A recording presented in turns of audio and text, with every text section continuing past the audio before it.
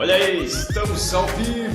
Fala, seguidores! E hoje, nossa live de hoje é uma live que vamos falar de um assunto importante e é uma live especial porque é uma live com entrevista. A gente vai ter aí o nosso colega, engenheiro eletricista Lincoln Costa, que vai entrar aqui para falar pra gente sobre aterramento. Já fiz o convite para ele aqui, ele já vai entrar para a gente começar essa live aí, mais uma live compartilhada, mais uma entrevista aqui. Fala, Lincoln! Boa noite, Cláudio, boa noite, galera. Boa noite, tudo jóia? Tudo beleza? Vamos nessa? Como é que tá, meu amigo? Prazer ter você aqui com a gente no Plus do meu escritório. Prazer é todo meu, eu agradeço pelo convite. Vamos lá falar para essa galera aí sobre aterramento, né? Tema muito importante. Vamos demais. Vamos demais. Olha aí, tem bastante gente entrando. Pois é, o aterramento tem uma importância bem grande e gera muita dúvida na galera, né, Lincoln? O pessoal tem bastante dúvida. Bastante. E aí, quando a gente não faz aterramento, que problema que pode gerar não ter o aterramento? Bom, basicamente assim, o mau funcionamento dos equipamentos, risco de choque elétrico também, né? Que o aterramento ele protege contra o choque elétrico. É verdade. Então, temos basicamente isso aí. É que às vezes o equipamento, ele por algum ali mau contato, enfim, ele fica com carga na carcaça dele, né? Sim. Tem casos que armazenam eletricidade estática, né? Então, Sim. Isso é justamente o mau funcionamento. Também tem, é verdade. A A necessidade estática é igual quando a gente toma choque na porta do carro, não é isso? Isso. Tem a questão também, a gente pode fazer analisar dessa forma, né? Tem a questão do caminhão pipa, o caminhão tanque, né, de combustível. Uhum. Ele com atrito, né, com ar durante a viagem, pelos pneus serem de borracha, ele em atrito com ar ele vai se carregando, né? Então isso vai gerando aquela eletricidade estática. No posto de gasolina ele precisa ser aterrado para descarregar essa eletricidade estática, para poder aí sim descarregar o combustível, senão pode gerar faísca, né? E centelha, né? Pode gerar centelha e então ocasionar um incêndio ali, né? Podemos comparar dessa forma. Eu não sabia dessa. Pois é. Não sabia dessa, é legal demais. Acontece o avião também tem, né? O avião, exatamente. Ele tem uma ponta, né? Uma pontinha para ele ir descarregando a eletricidade estática, não é isso? Sim, também. Quando pousa também, né? Legal. Então, hoje a gente trouxe esse tema aí de aterramento para falar um pouco com o pessoal e eu trouxe aqui algumas questões que são os temas de maior dúvida, né, sobre aterramento para a gente passar aí com o Lincoln. Antes, Lincoln, eu quero dar uma lembrada aqui, chamar o pessoal que agora, no dia 23 de fevereiro, eu vou realizar uma imersão em instalações elétricas em Brasília. Perfeito. Num coworking muito legal. Você deve saber aí, a gente até conversou um pouco em off sobre isso, que sim. Os projetos elétricos têm bastante problema, né? O pessoal faz projeto elétrico com bastante erro de norma, enfim, tem bastante coisa errada. É um assunto que a gente vem fomentar. E aí coloca aí os... Você pode falar. Pode falar, já tinha concluído. Muita gente ainda não tem esse costume de contratar, né, um profissional, um projetista, fazer um projeto elétrico, e aí coloca o Zé Faísca aí para fazer. Né? E o Exatamente. Não sabe dimensionar, coloca qualquer cabo, qualquer bitola de cabo, e muitas vezes superdimensiona, encarece a instalação, ou coloca cabos muito finos também, né? E isso é um risco, né? E superdimensiona disjuntor. Superdimensiona disjuntor, exatamente. Porque a função... Mistura circuito. Mistura circuito, não divide iluminação, tomadas especiais, né, no caso chuveiros, ou micro-ondas. Então a questão do disjuntor também é um ponto bem importante, né? O pessoal não sabe, mas a função do disjuntor é proteger os cabos, né? Então a função dele é proteger os cabos. Se eu tenho um cabo que suporta um determinado valor de corrente, se eu coloco um disjuntor que suporta bem um valor acima que o cabo suporta, o cabo vai torrar e o disjuntor não desarma. Então, exatamente. É interessante. Você bem calculadinho. Pois é, então a gente vai realizar mais esse evento aí. Eu já fiz algumas imersões de instalações e agora em fevereiro vai ser em Brasília, falando especialmente sobre instalações elétricas.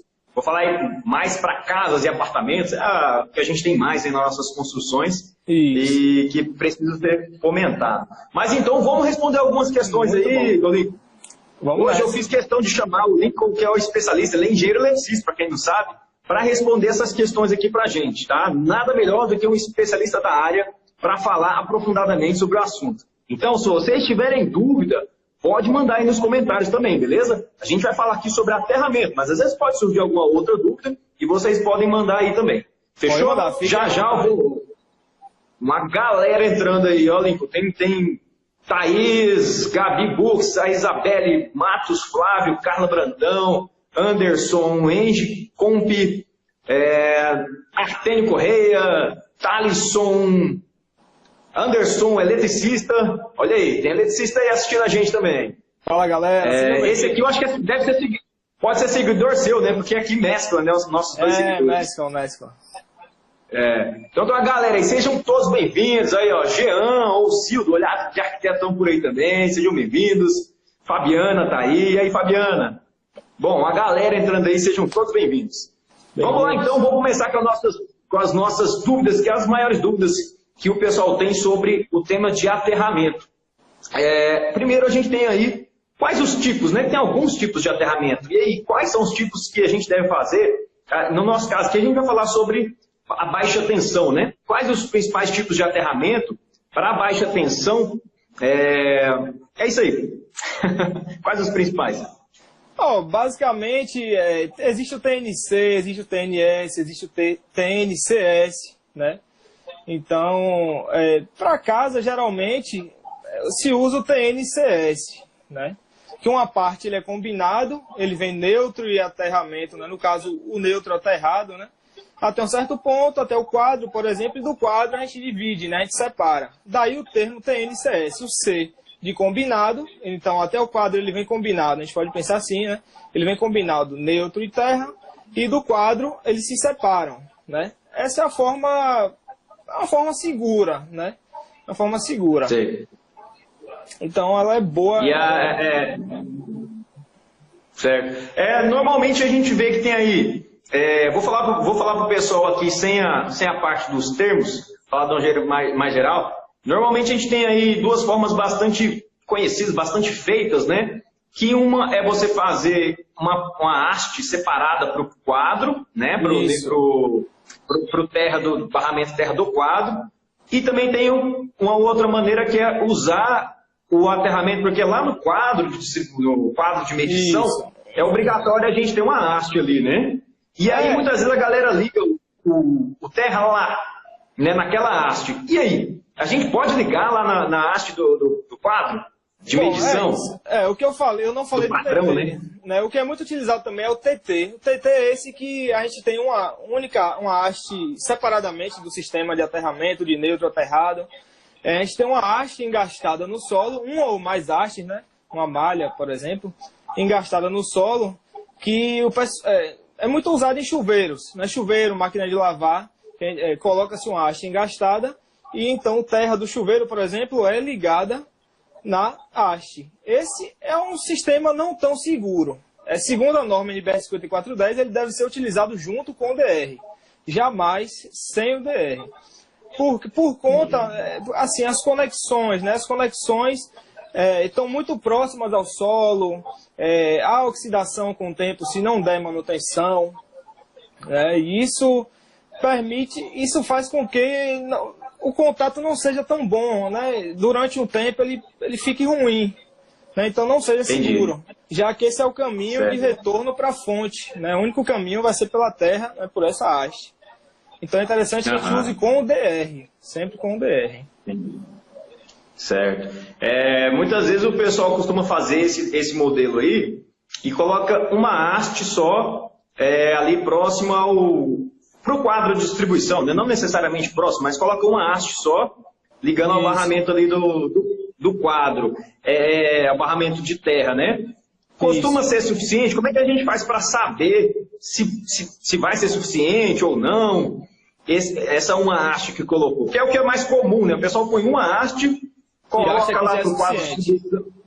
e tipo assim, tá aterrado, né? E aí, como é que a gente faz para saber se tá bom, se não tá? Como é que funciona isso? Oh, isso depende, varia muito, isso depende de cada tipo de solo, né? E para isso a gente tem existe um equipamento chamado terrômetro, que a gente mede a resistência de aterramento, né? Mede a resistividade ali do solo. A partir disso, a gente dimensiona o sistema, né? A gente vê quantas hastes a gente vai precisar, se uma só já atende, se duas, se três, né? Se quatro. Aí depende do solo, né? Depende muito do certo. solo. Olha aí que interessante. É porque o pessoal às vezes acha que fez ali, pronto, acabou, né? Tá certo pronto, já. Acabou, tá mas certo, na verdade, isso. Na verdade, tem algumas coisas a se considerar. O projeto elétrico, eu sempre falo para o pessoal que ele precisa um pouco mais de cuidado, né? Todos os projetos precisam de cuidado, mas o elétrico, ele vai um pouco além, né? Ele tem algumas condicionantes a mais. Sempre em todos os quesitos a gente tem uma condicionante a mais para analisar. Então, igual o Lincoln falou aí, a gente depende do tipo de solo, né? Então, tem solo que ele transmite melhor, conduz melhor a eletricidade, e tem outros que não. E basicamente o aterramento, ele vai passar essa carga que está sobrando aí pelo caminho que for mais fácil, né? Então, para isso que a gente, quando um equipamento que está aterrado e a gente toca ali no equipamento, você não vai tomar choque porque tem um caminho mais fácil para essa energia passar e chegar até o solo. Nosso corpo ele tem uma resistência, né? E se a gente não tivesse resistência, a gente não tomaria choque. Não é verdade, Lincoln? Me corrija aí se eu falar alguma besteira. Não, exatamente. Se a gente não tivesse resistência, a gente não ia sentir nenhum choque. O choque é a resistência que a gente está oferecendo na passagem da energia. Então, o nosso corpo ele oferece uma resistência. O condutor de cobre, a resistência dele é muito menor do que a nossa. Então, a energia ela prefere passar pelo condutor do que passar pelo nosso corpo. É por isso que você não vai tomar choque aí quando está aterrado. É mais ou menos por aí, né? Exatamente. É a questão da resistência, né? Como você falou, o cobre, né? O cabo de cobre, ele tem uma resistência maior, né? Ou menor do que o nosso corpo. Menor. Então, a corrente elétrica ela vai preferir o caminho mais fácil, né? Então, certo. É por aí. Então, o aterramento ele tem que ser bem feito, as conexões têm que estarem boas, né? Tem que estar... E aí nem sempre uma haste vai ser o suficiente, né? Nem sempre, né? Nem sempre. Depende do solo, como eu falei, depende do solo, da umidade do solo, dos sais que tem no solo, né? A composição do solo em si. Temperatura também influencia. Temperatura do solo. Olha aí, galera. E aí tem um aparelhinho, né? Você falou aí, tem um aparelhinho para medir se uma haste só vai ser boa, né? Se vai dar certo. É o terrômetro, né? Isso, terrômetro. Terrômetro. Galera, terrômetro. Não é termômetro não, tá? Terrômetro. Terrômetro, né? Pensar em terra. Vamos ver aqui, terrômetro. ó. De terra. Vamos ler aqui, o pessoal mandou algumas dúvidas. Antes da gente continuar aí para as próximas perguntas. Boa noite, Rômulo. Você passou boa noite aí, estou respondendo. Ramon Neves. Quanto mais malhas ligadas para aterramento, mais fácil será o escoamento da corrente. Pronto. Só corrigindo assim, malha é o conjunto de hastes, né? Então, quanto mais malha... Quanto mais hastes, né? Porque malha é o conjunto, né? É o conjunto. Isso. Teorema de engenharia. O aterramento deve ser feito no quadro de medição ou no quadro de distribuição? No quadro de medição, existe o neutro aterrado, né? Esse neutro aterrado que é o aterramento do tipo funcional, né? Que ele garante... Que já é obrigatório. É obrigatório. Né? A concessionária, ela... na verdade, aterrar os dois é obrigatório.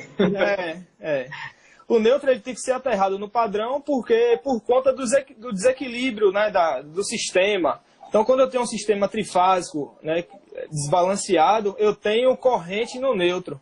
Então, eu acabo gerando tensão, né, de acordo aí com as quedas de tensão, né, com a distância. Então, a haste, o neutro aterrado no padrão, né, de entrada de energia da concessionária, no quadro de medição, ele é para justamente aproximar o máximo, ou pelo menos tentar aproximar do zero, né, ao zero. Essa tensão, certo. Entendeu? Certo. Do neutro. O neutro ele tem que ficar próximo de zero. Então esse é um dos objetivos aí ó. desse tipo de aterramento.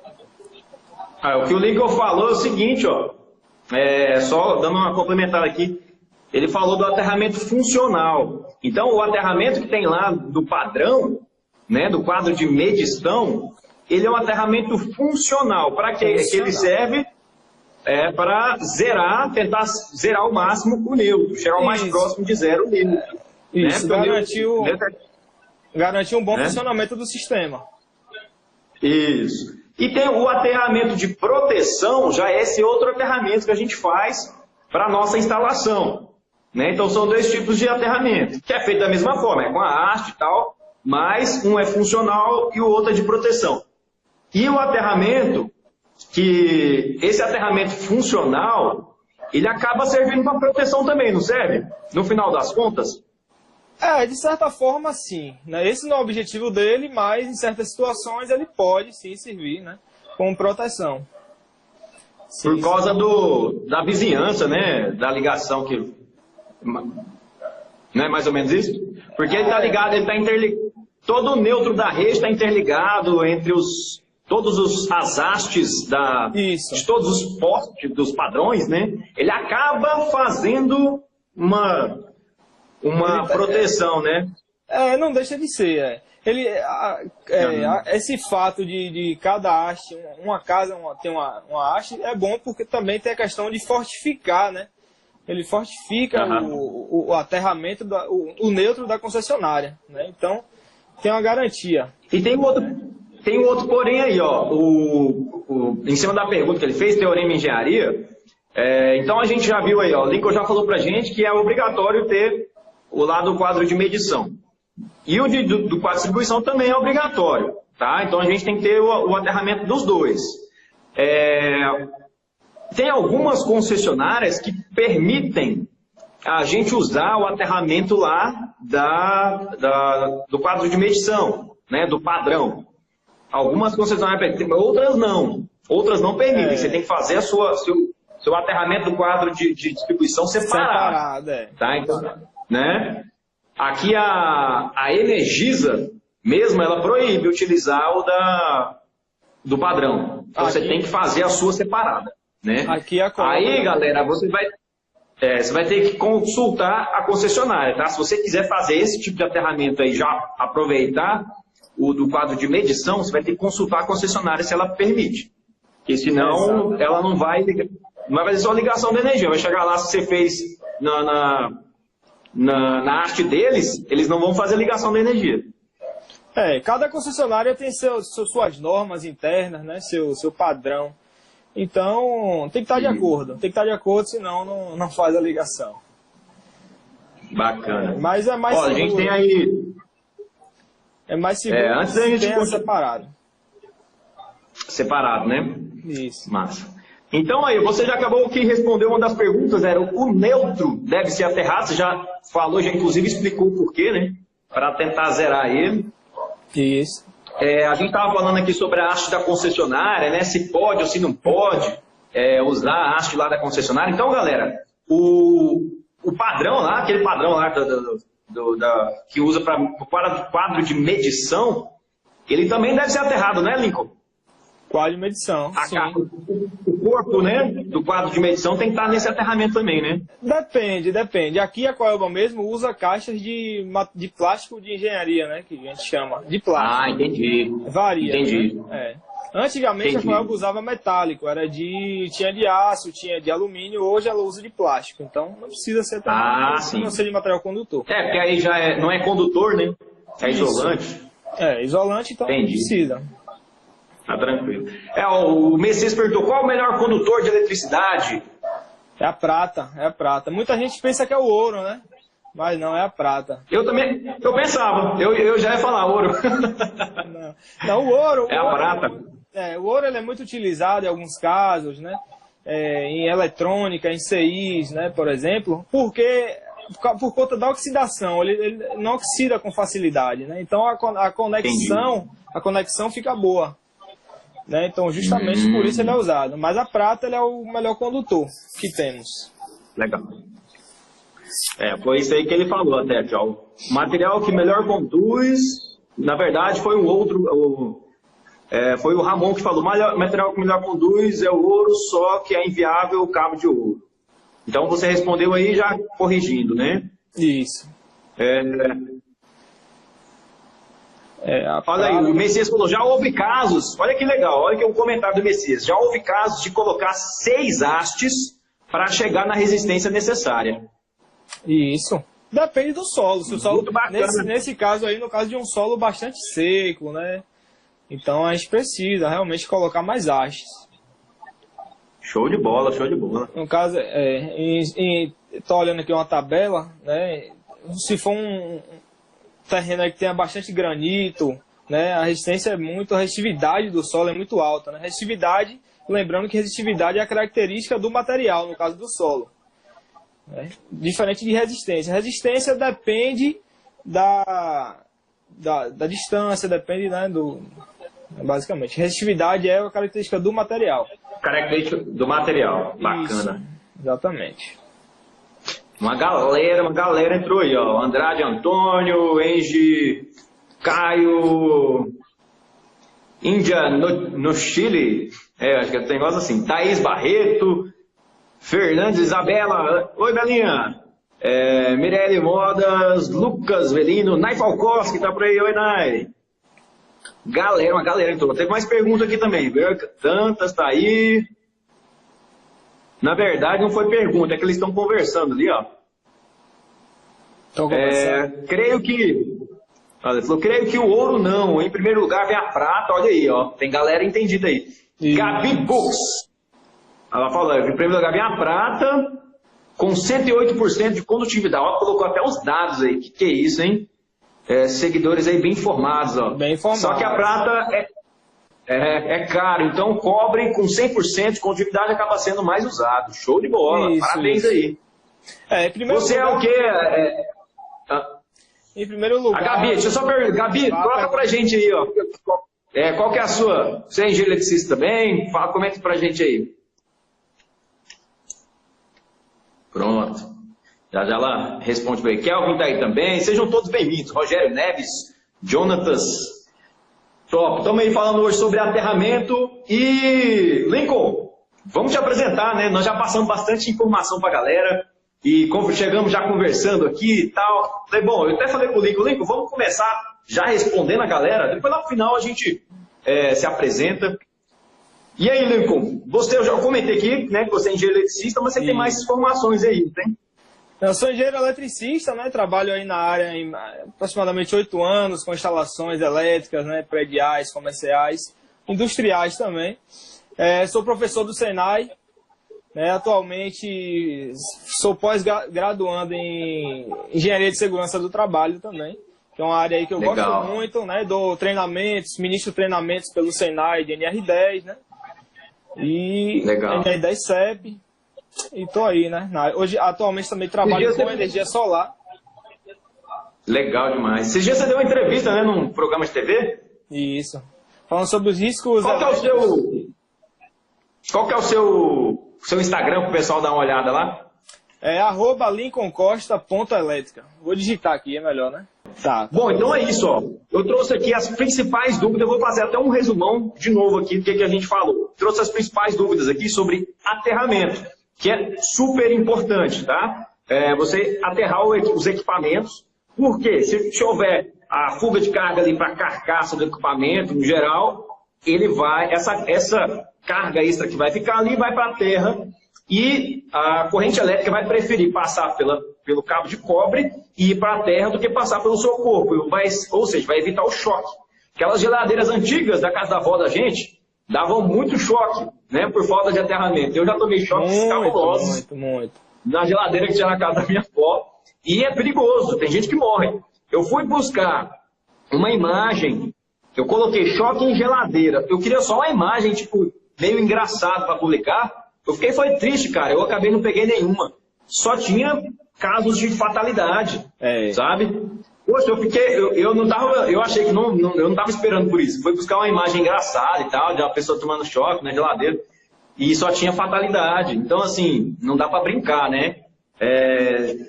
E muitas vezes pode ser que com o pudesse ser evitado isso daí, né? Sim, então vamos lá, então falando aqui sobre aterramento. Então o principal motivo da gente aterrar é por isso, né?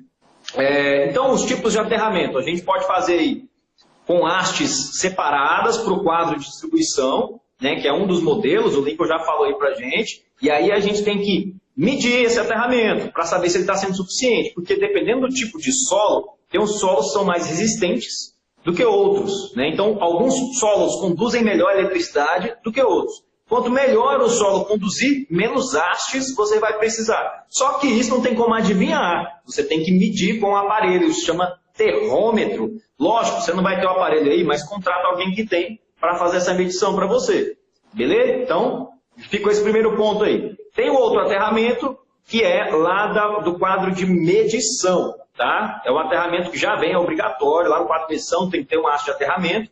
Algumas concessionárias permitem você usar essa haste para aterrar o seu quadro de distribuição, outras não. Então você tem que consultar a sua concessionária aí. Tá? O cabo neutro, que vem da concessionária, ele deve ser aterrado. Inclusive, esse aterramento que tem lá no quadro de medição serve justamente para isso. Tá? Para neutralizar ao máximo, chegar ao máximo a zero o neutro. Porque existe um desbalanceamento. Eu só estou falando aqui, só estou reproduzindo o que o Lincoln já falou, beleza? Estou resumindo aqui o que ele passou para a gente.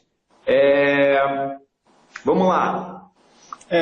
Então já falei da haste da concessionária e já falei também que, eu coloquei que uma haste cobre é suficiente? Depende, né? Tem que medir para ver quantas hastes você vai precisar. Isso. Foi mais ou menos isso aí, né? Isso, foi basicamente isso.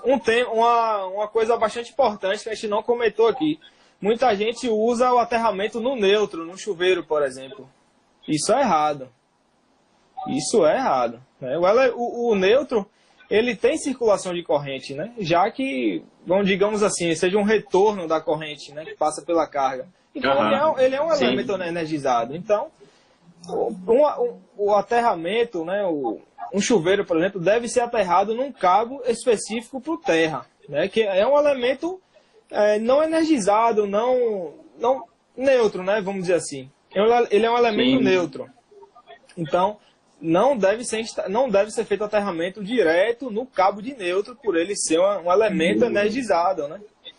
Então, existe uma diferença, né? Existe uma diferença de potencial entre o cabo de neutro e a terra que a pessoa está, né, em contato. Então, essa diferença de potencial é o que gera a circulação de corrente pelo corpo, então pode gerar um choque elétrico aí.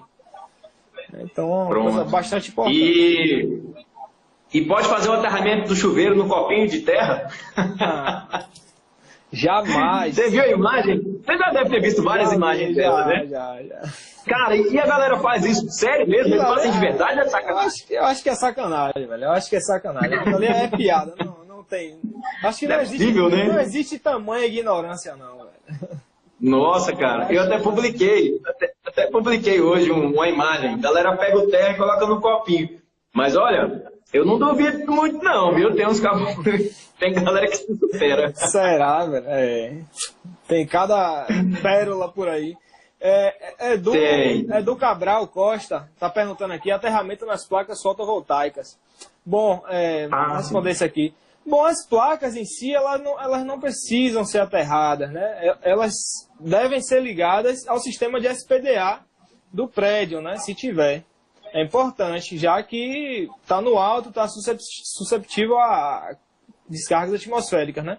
Então, o aterramento é feito no sistema, lá no string box, né? O string box, ele é a parte de proteção lá do inversor de frequência, então, lá que é feito o aterramento. As placas em si, não. Beleza? Show de bola, show de bola. Bom, então, valeu aí, Lincoln. Foi muito rica a nossa conversa aqui. Passamos muito conteúdo de qualidade pra galera. Então, vamos marcar mais aí. E aí a gente avisa o pessoal. Quando for ter mais bate-papo aí, a gente avisa a galera. A gente avisa, com certeza. Eu que agradeço. Muito obrigado pelo convite. Valeu, galera. Valeu. Então, até a próxima. Valeu, galera. Obrigado aí pela presença de vocês. Até a próxima. Já a gente aparece mais por aí. Valeu, um abraço. Tchau, tchau. Um abraço a todos.